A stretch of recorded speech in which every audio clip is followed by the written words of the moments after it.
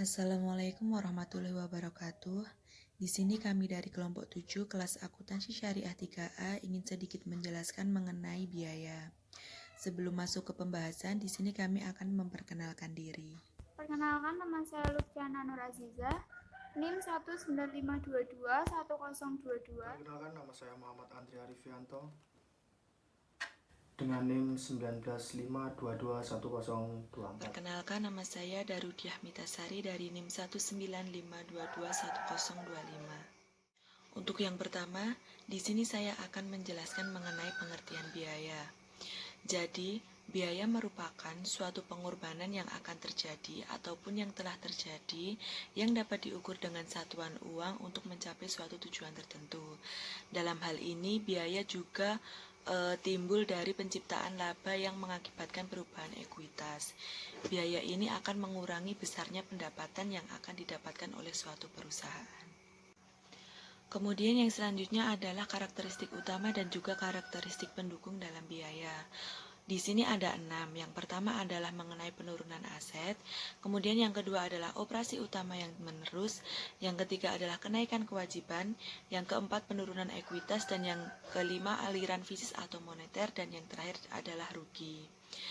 Nah, penurunan aset di sini adalah ketika penggunaan bahan baku secara terus-menerus dalam suatu produksi. Kemudian operasi utama yang terus-menerus ini adalah untuk menjadi suatu biaya harus berkaitan dengan kegiatan utama, yaitu kegiatan penciptaan pendapatan yang direpresentasikan dalam kegiatan produksi mengirim barang atau menyerahkan dan juga melaksanakan jasa. Biaya dalam hal ini merupakan penurunan aset yang berkaitan dengan operasi. Kemudian yang selanjutnya adalah mengenai kenaikan kewajiban. Jika suatu perusahaan telah menggunakan barang dan jasa, namun tidak mengakui sebagai aset sebelumnya atau kewajiban, maka dalam waktu yang akan datang perusahaan mempunyai kewajiban untuk membayarkannya. Kemudian yang selanjutnya adalah mengenai penurunan ekuitas. Dalam suatu akuntansi ini menganut konsep kesatuan usaha, sehingga secara ekuitas secara konseptual adalah utang perusahaan kepada pemilik. Dengan dianutnya konsep kesatuan usaha, penurunan aset atau kenaikan kewajiban itulah yang membentuk biaya, dan penurunan ekuitas hanya merupakan konsekuensi logis. Kemudian yang selanjutnya adalah mengenai aliran fisis atau moneter, bahwa suatu biaya timbul dari penyerahan atau produksi barang ataupun pelaksanaan jasa memberikan isyarat bahwa FASB memaknai biaya sebagai kejadian fisis. Kemudian secara sistematik, biaya seharusnya didefinisikan sebagai perubahan atau penurunan nilai, sehingga timbulnya biaya harus merupakan kejadian moneter. Kemudian yang selanjutnya adalah mengenai rugi. Dalam hal ini rugi dapat dibagi menjadi 3, yaitu rugi disebabkan karena penurunan ekuitas. Kemudian yang selanjutnya adalah transaksi periferal atau incidental. Kemudian yang terakhir adalah selain apa yang didefinisikan sebagai biaya atau selain yang didistribusikan kepada pemilik. Kemudian ada 4 sumber rugi yang diidentifikasi FASB adalah yang pertama, periferal dan insidental. Kemudian yang kedua adalah transfer non-timbal balik dengan pihak lain. Yang ketiga adalah penahanan aset. Dan yang terakhir adalah adanya faktor lingkungan. Kemudian yang selanjutnya saya akan membahas mengenai pengakuan biaya.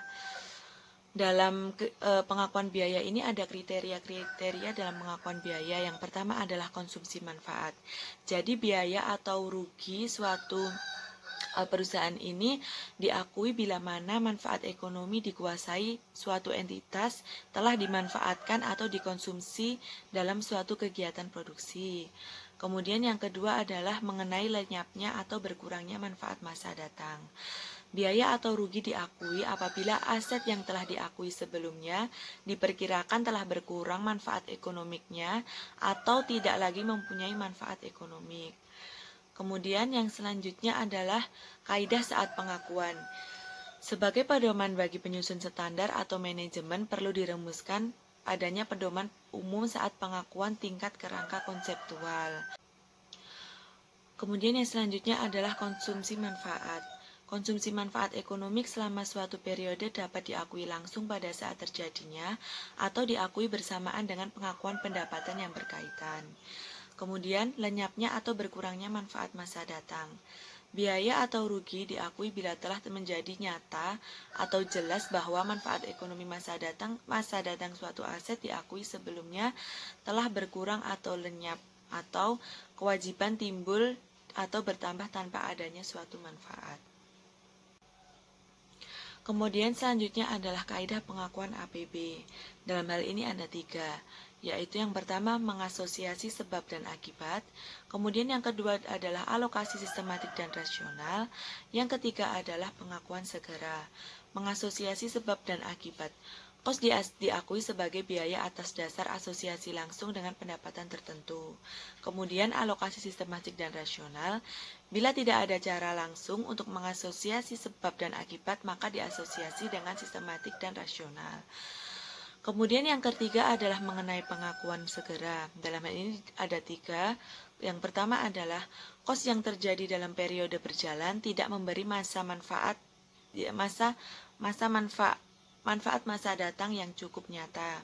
Kemudian yang kedua adalah kos yang dicatat sebagai aset dalam periode-periode sebelumnya tidak lagi memiliki manfaat ekonomik yang cukup nyata. Kemudian yang terakhir adalah mengalokasi berbagai kos baik atas dasar asosiasi dengan pendapatan atau atas dasar periode akuntansi dipandang tidak mempunyai manfaat yang berarti. Kemudian yang selanjutnya adalah mengenai hubungan kos dengan biaya. Dengan kos sebagai pengukur, kriteria konsumsi manfaat dan kelenyapan manfaat dapat dinyatakan dalam bentuk keterbatasan kos. Kemudian yang selanjutnya adalah proses dan juga konsep penandingan. Atas dasar konsep dan capaian, konsep penandingan ini menyatakan bahwa mendapatkan laba periodik yang bermakna, maka pendapatan yang diakui untuk suatu periode harus ditandingkan dengan biaya yang dianggap telah menciptakan pendapatan tersebut. Nah, dalam hal ini ada kelayakan ekonomik. Kelayakan ekonomik ini merupakan penanding yang tepat, harus didasarkan pada kelayakan ekonomik, bukan fisis. Kemudian menandingan bukan mengkompensasi. Semua kos yang mempresentasikan upaya harus tetap dicatat sebagai kos. Sebaliknya, seluruh hasil dari penjualan harus dicatat sebagai pendapat. Demikian sedikit penjelasan dari saya. Apabila ada kesalahan dalam pengucapan atau sebagainya, saya mohon maaf. Untuk yang selanjutnya akan dilanjutkan oleh Saudara Andri. Kemudian yaitu mengenai basis asosiasi. Asosiasi sebab akibat. Yang pertama yaitu identifikasi kos produk. Kos produk akan dipecah menjadi 2 komponen, yaitu kos produk yang telah terjual dan kos produk yang belum terjual dan masih menjadi aset perusahaan. Kedua yaitu produk usang atau musiman. Apakah kos produk musiman yang tidak terjual merupakan sebab atau bukan? Yang ketiga yaitu barang rusak. Kos barang yang rusak dapat dianggap sebagai upaya menghasilkan pendapatan. Yang keempat, identifikasi kos non-produk. Kos non-produksi tidak harus ditunda. Pembebanannya untuk dikaitkan dengan pendapatan masa datang. Kemudian, biaya antisipasian. Biaya yang dianggap menyebab timbulnya pendapatan tetapi baru terjadi setelah pendapatan diakui. Alokasi sistematik dan rasional. Kriteria penangguhan, alokasi kos bergabung atau bersama, alokasi bukan pemerataan laba, dan pendekatan non-alokasi. Yang selanjutnya mengenai penandingan dan penyajian pos-pos biaya. Sediaan. Secara umum, masalah teoritis sediaan berkaitan dengan pengukuran kos barang terjual dan dalam rangka penandingan dengan pendapatan dan masalah penilaian Proses pengukuran dan penilaian pada umumnya dilakukan pada akhir periode. Metode asosiasi. Metode asosiasi menjadi basis untuk menentukan unit fisik terjual dan kos yang melekat dengan jumlah rupiah penjualan. Dengan demikian, metode asosiasi dapat pula diartikan sebagai asumsi aliran kos dalam mengikuti aliran fisis barang. Yang kedua, identifikasi khusus. Metode ini adalah yang paling ideal bila sistem akuntansi memungkinkan. Metode ini sangatlah dianjurkan penerapannya.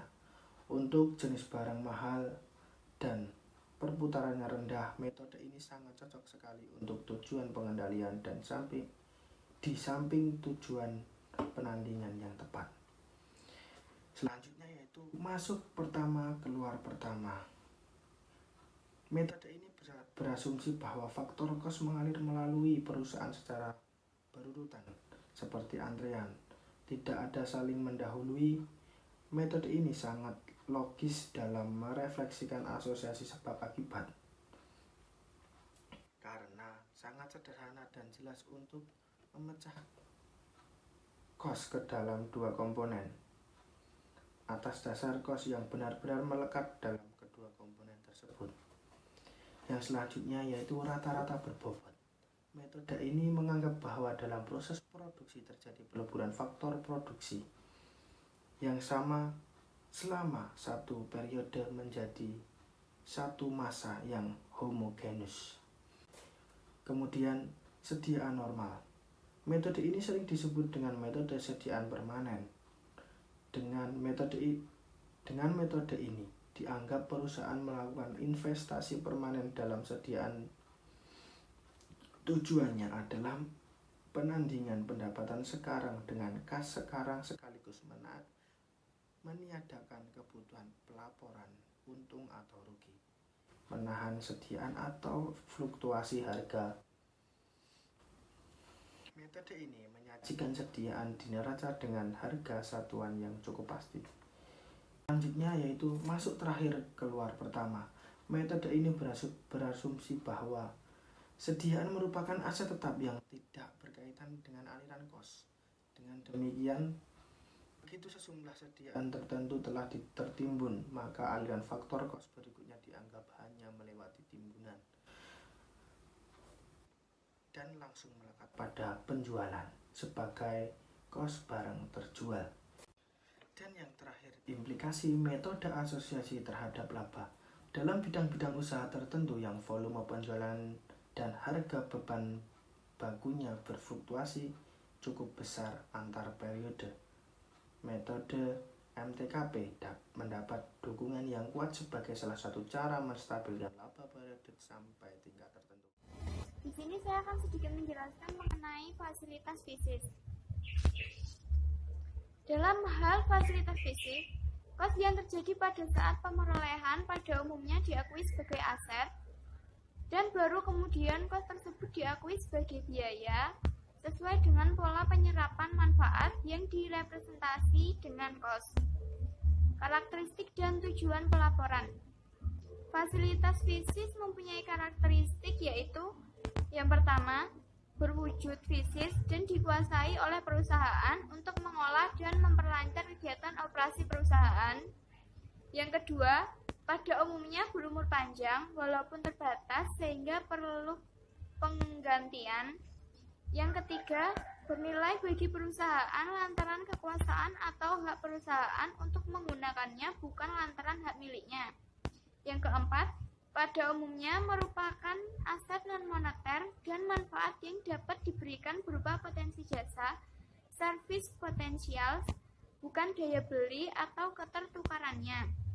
Exchange ability. Tujuan pelaporan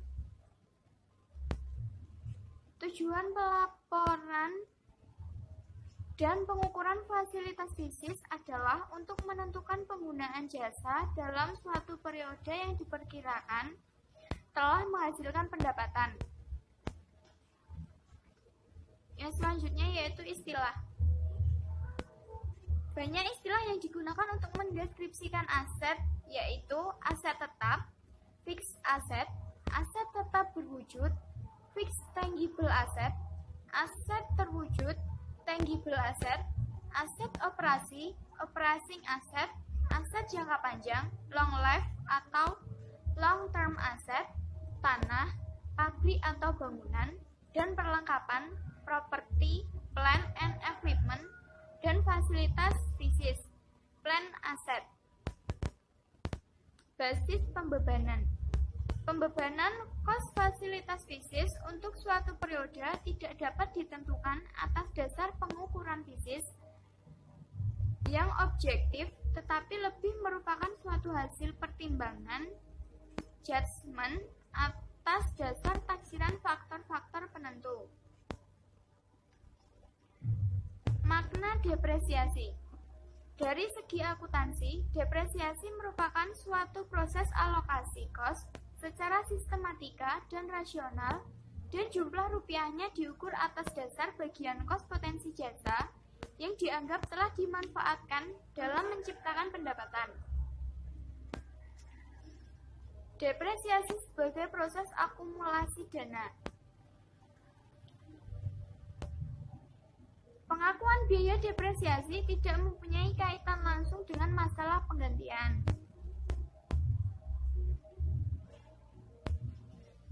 Yang selanjutnya yaitu depresiasi sebagai pemulihan investasi. Konsep pemulihan investasi atau investment cost recovery secara konseptual sama dengan pandangan di atas, tetapi dianggap bahwa fasilitas fisik didanai oleh utang. Depresiasi sebagai proses penilaian. Pendefisian depresiasi sebagai bagian kos yang dibebankan secara sistematik dan rasional merupakan pemaknaan depresiasi secara sintaktik.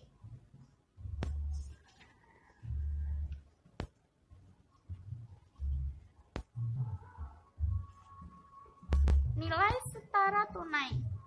Dengan basis ini, penurunan nilai fasilitas fisik ditentukan dengan cara menghitung selisih nilai setara tunai pada awal dan akhir periode.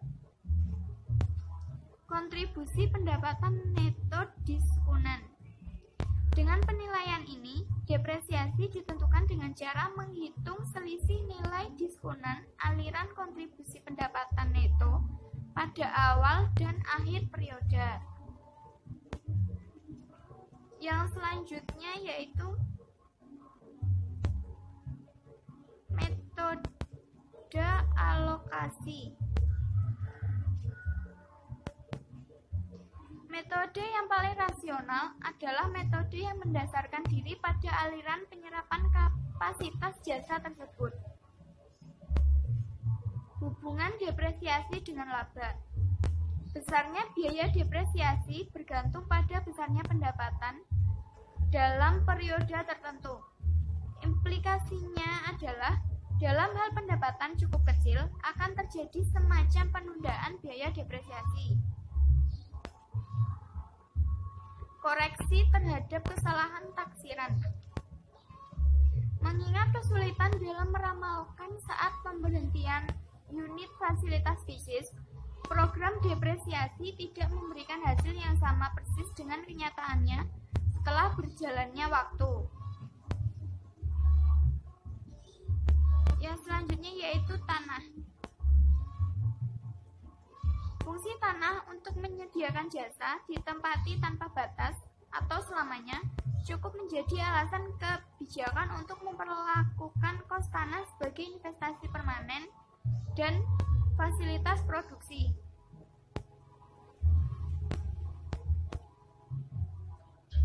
Tanah bukan hak milik permanen. Kos tanah sewa guna atau leasehold, tanah hak guna bangunan atau HGB, atau bentuk investasi non-permanen lainnya dalam bentuk tanah harus secara sistematik dibebankan ke produksi selama umur ekonomik atau selama jangka kontrak.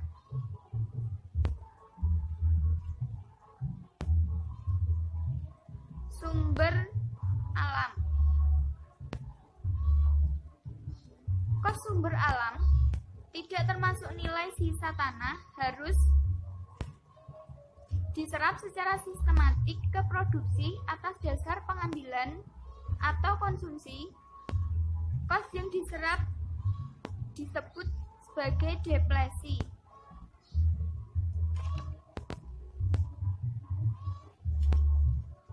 Aset tak berwujud.